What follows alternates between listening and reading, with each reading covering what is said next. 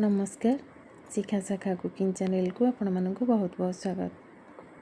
तो आज आसतु बनैबा मटर मसला।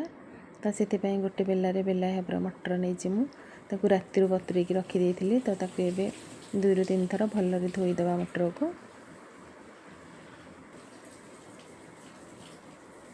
धोई सारा प्रेसर रे स्वाद अनुसार लुण हलदी देकी सिझापी छाड़दे। तो 5टा सीटी दबा, बेसी सिझापी दबानी, बेसी सिझले सी पूरा फंकु हो। तो जमती गोटा गोटा मटर सेमती सिझापी छाड़दे।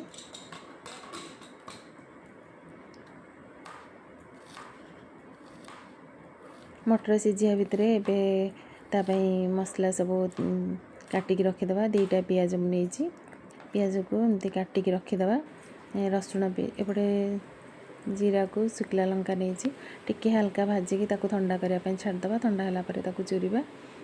मटर एवं सिझीगला गोटे एमती जगह को बाहर करके रखीदे। सेपट पियाज काटी देती, रसुण भी नहीं, अदा भी नहीं, रसुण अदा छेचा नहीं। मटर को एमती छाणिकी रखीदे। जीरा लंका जो भाजिकी रखी ये चूरी दबा भलरे।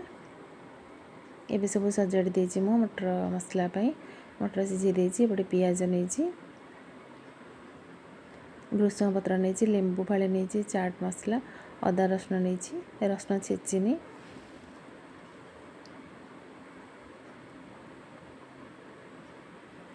कड़ाई भी गरम हो गलानी, से सोरिष तेल दे देथिली। तेल टिके हल्का तातीगला आम देदबा जीरा को शुखला लंका। बेसी बेसी फुटेबानी, हल्का फुटेबा देदबा। तापर भी पियाज देदबा। पियाज अधा भाजी आसला परे देदबा आम भृषंग पत्र। पियाज को बेसी भाजबानी, ना भल लगे टिके एमती अधा अधा भजा थो सेमती भाजबा। तापर रसुण को जो छेचिकी रखली ताकू भी देदबा। तापर अदा भी देदबा।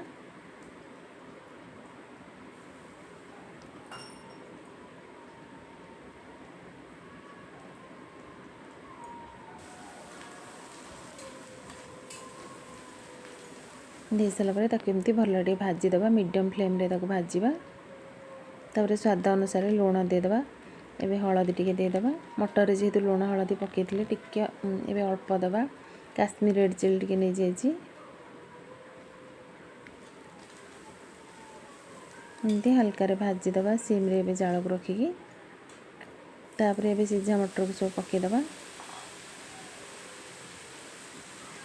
तापर एमती भल भाजीदे। सिझा मटर जो पानी थी ताकू एमती पूरा सुखिला भल भाजीदे, सुखिला है जाए। तापर लास्ट को जो रखी थे आम जीरा को शुखला लंका भाजिकी गुंड कर रखी ताकू एबे देदबा। पूरा लास्ट को देदबा चाट मसला। तापर एबे भल घांटी दबा।